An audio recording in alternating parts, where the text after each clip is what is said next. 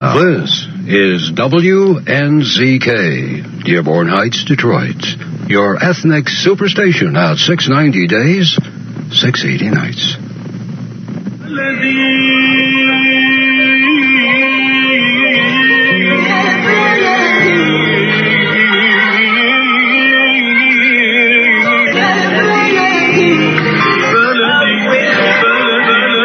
أهلا بكل الذين ينضموا للاستماع إلى راديو بلدي، أول راديو عربي أمريكي ويعنى بقضايا العرب في المهجر. برامجنا في راديو بلدي كل يوم جمعة من 8 وحتى 9 صباحا مع ليلى الحسيني في بث حي ومباشر وعبر WNZK راديو 690 AM. صباح الخير بلدي، صباح الخير لكل مستمعينا. Welcome to RadioBaladi, the first Arab, Middle Eastern, and American simulcast radio show. RadioBaladi is broadcast every Friday morning on WNZK 690 AM from 8 until 9 Eastern Time on Good Morning Michigan with Layla Al-Husseini. Our call-in number 248-557-3300. And now, stay tuned for the best radio talk show on Arab and American issues with your host, Layla Al-Husseini.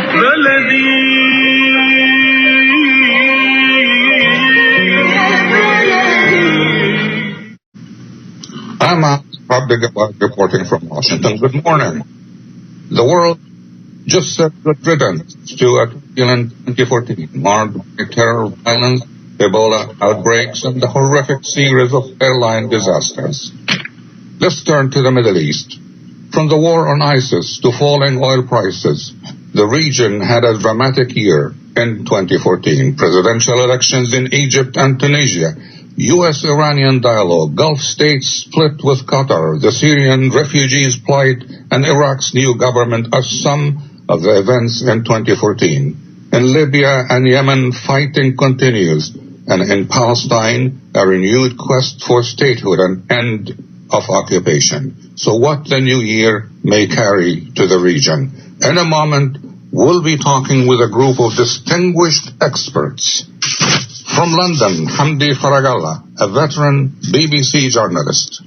From Cairo, Hisham Qasim, publisher, senior editor and writer. And from Wayne State University, Detroit, Tariq Ramadan, a historian and specialist in Arab and Islamic studies. And from Tunisia, Professor Sofiene Mallouli from Sofiene University. Welcome, Professor Mallouli, and would you please look back on 2014 and give us your assessment in terms of what's happening in Tunisia? Right. What I want to say here is, everyone talks about Tunisia as an exception, as your former guests were talking about, but all of this was not done out of nothing. I mean that there are reasons, and there had been reasons behind the special developments in Tunisia, specifically in 2014. Let me just, my talk is going to be divided into 3 short parts. One, I'll be talking about what happened exactly in 2014 in Tunisia in terms of political developments. And the second part, I'll be talking about the reasons behind that. And then I'll be finally talk about now what's going on or what should be done in Tunisia in 2015 onward.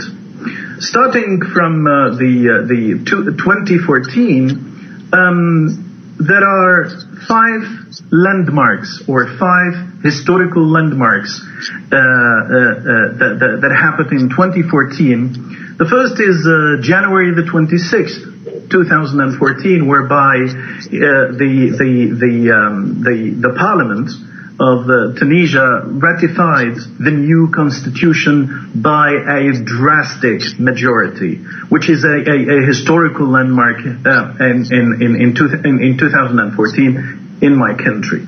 Then October the 26th, whereby the first parliamentary elections were organized in the country. November the 23rd, the first round of presidential elections. December the 21st, the second round of presidential elections. And finally, And we're not enough with 2014. December the 31st, we got the first specific transfer of power in the Arab world, whereby the newly elected president took power and the defeated, between inverted commas, president stepped down and left the castle, the presidential castle of Carthage, and the control of the new president. This is, roughly speaking, the historical events in relation with 2014. This is what happened in Tunisia. However, there are very important aspects that happened in between. Tunisia could have never reached that level of political progress, as it were, or that could not by no means reach that level of fame in the world without some important reasons behind that. I have divided them into two reasons, direct reasons for all of these developments in 2014 and indirect reasons. The direct reason behind all of that political development in Tunisia is something called the national dialogue. In fact, there was early 2014, there was a kind of problems and controversial issues in the country, and there were four civil society institutions in Tunisia that gathered all the political parties over a table, on a table, and then they asked them to, I would say, to solve all these problems, having in mind the national consensus in the country. These four civil society institutions are the Lawyers Union, the Human Rights League, the Trade Union Organization, and as I said, the National Trade Union Organization, the Lawyers Union, the Human Rights League, and the Industrialists Union, the Business Union.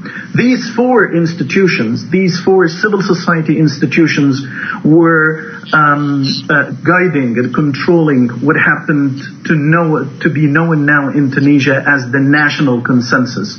In fact, through this national dialogue, and a lot of controversial issues were raised, and these controversial issues were at the end of the day solved by all the political parties, or let me say the majority of the political parties, especially the major political parties, and they have solved all the controversies in the country in terms of the tendency of the new elections and the tendency of the constitution.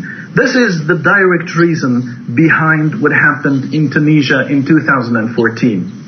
Okay, Professor Mallouli, I know that you are going to stay with us only for a few more minutes. I just want to ask you now what a lot of people, maybe outside of Tunisia, are asking, and that is, they wonder if the election of President Sabsi is in fact a U-turn for Tunisia, given the history and the background of Mr. Sabsi. In a sense, similar to what is being said by some about the election of Egyptian President Sisi. I would say here that the rules of the game have changed. Now we have a strong civil society. Now we have a strong media. Now we have a strong public mass, which is, let's say, controlling and which is following what is happening in the political scene.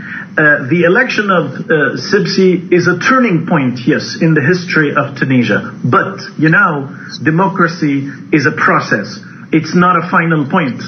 People in Tunisia have to bear in mind that the moment that there are elections in the country, this is not the moment to applaud and to say that's the end.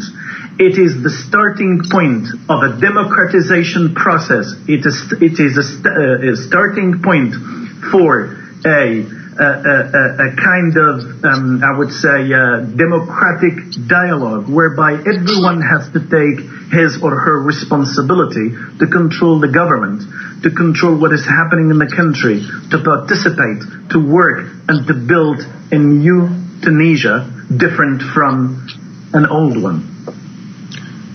Before I let you go, I want you to touch on the question of what 2015 might carry to Tunisia, plus maybe the entire region as well. I would say in Tunisia specifically, let me start with my country. In Tunisia, 2015 will be a very difficult year, specifically in terms of economy, in terms of socio-economic movement in Tunisia, because the country is suffering from a lot of economic problems. It would be tough, 2015. For the rest of the Arab world, for the rest of the MENA region, I would say also it would be a tough year, 2014, with what is happening now in Libya, what is still happening now in Syria. There is what I have heard is there is a kind of, I would say, social movement in Algeria. What is happening now in Egypt, whether the new governors in Egypt will be ready to control the potential revolts and riots here and there in Egypt. I would say 2014, yes, it has now moved on, but it's a starting point, specifically, or starting from 2015, it is a starting point for a lot of unrest in the Middle East. Professor Sofiene Mallouli of the Sofacus University, thank you very much for joining us for those few minutes, and have a good day. We'll be back after the break. Thanks. I am Atif Abdel Jawad. Join me the first Friday of each month at 8 a.m. Eastern Time.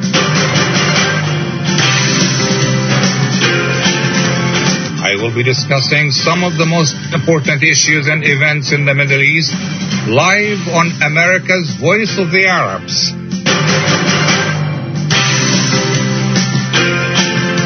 WNZK 690 AM and WDMV 700 AM.